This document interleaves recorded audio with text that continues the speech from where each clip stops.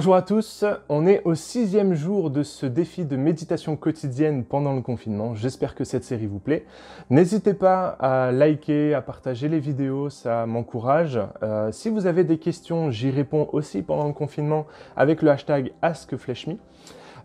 Aujourd'hui, on va traiter du sujet comment et par où commencer à lire la Bible. C'est vrai que quand on démarre dans la foi, et j'ai de plus en plus de jeunes dans la foi qui m'appellent et qui me disent « mais comment je dois commencer? Par où je dois commencer? Je ne comprends pas la parole de Dieu. » Donc ça peut être déroutant, donc j'aimerais te donner 3 conseils, 3 astuces pour commencer à lire ta Bible. La première chose, c'est qu'il faut que tu comprennes de quoi est composée la Bible. La Bible, c'est la parole de Dieu, c'est ce que Dieu a voulu nous transmettre, nous dire. Et cette Bible est composée, ce livre est composé de plein de livres. En fait, en vérité, il y a 66 livres dans la Bible et c'est un recueil. La Bible est un recueil de livres. Et dans la Bible, il y a 2 grandes parties. Il y a l'Ancien Testament et le Nouveau Testament. L'Ancien Testament va nous parler du peuple juif, de comment Dieu a appelé ce peuple, comment Dieu s'est occupé de ce peuple, comment Dieu a transmis ses commandements à ce peuple, voilà comment il les a accompagnés, comment il les a installés dans la terre promise d'Israël, comment il a permis qu'ils se développent, comment il a permis qu'ils grandissent. Et ensuite, il y a le Nouveau Testament qui va nous parler de Jésus-Christ, de comment il a accompli la loi, de comment il est mort pour nos péchés, comment il a sauvé l'humanité, de ce qu'il a fait, et l'histoire des premiers chrétiens dans les Actes et de l'organisation des premiers chrétiens avec les épîtres. Donc là, il faut bien que tu comprennes que si tu vas lire dans l'Ancien Testament, c'est-à-dire dans la première partie de ta Bible, tu vas lire l'histoire du peuple juif avec des coutumes, des pratiques, des rites que peut-être tu n'as jamais entendu parler, que tu ne connais pas.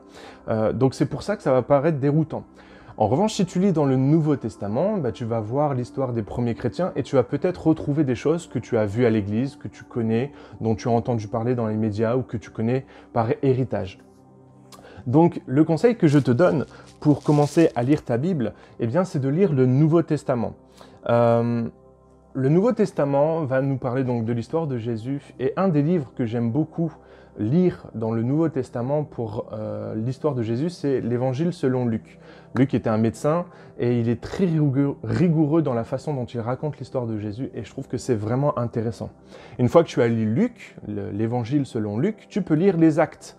Les Actes des Apôtres, c'est l'histoire des tout premiers chrétiens. Comment le Saint-Esprit a permis aux premiers chrétiens de développer l'Église, l'Église de Dieu, comment ils ont manifesté les dons spirituels, comment ils ont fait du bien autour d'eux, comment se sont organisées les premières églises, comment Dieu peut conduire une vie au travers du Saint-Esprit, comment Dieu peut conduire un ministère, comment Dieu peut installer une église, implanter une église. C'est vraiment une histoire passionnante. Et je t'encourage à commencer par ces 2 premiers livres qui sont vraiment bien.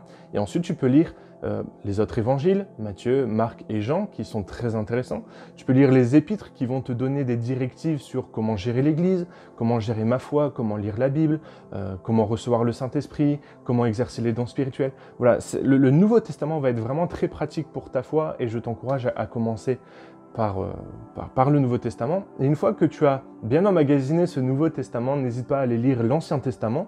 L'Ancien Testament va nous raconter comment on en est arrivé à Jésus, comment Dieu a appelé un peuple, et tout ce que Dieu a fait au peuple juif, il y a des enseignements à tirer, des enseignements spirituels à tirer, à appliquer à notre vie, et c'est vraiment très intéressant.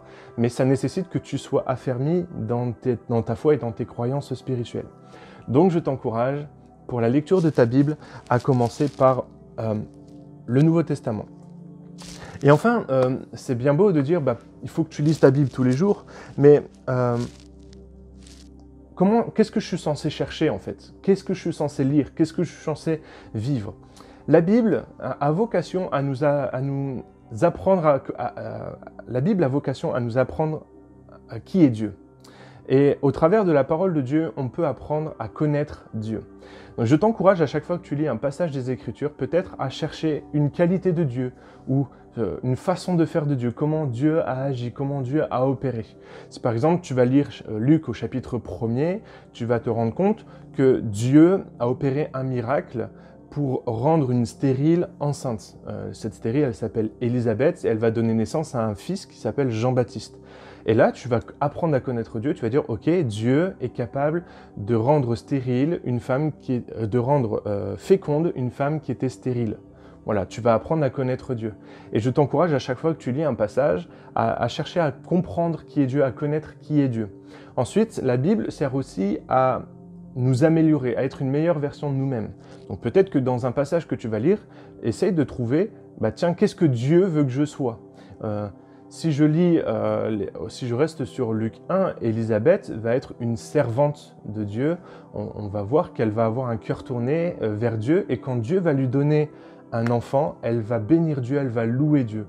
Eh bien, peut-être que c'est une application à mettre en place dans ta vie. À chaque fois que Dieu te donne une bénédiction, eh bien, apprends à le louer.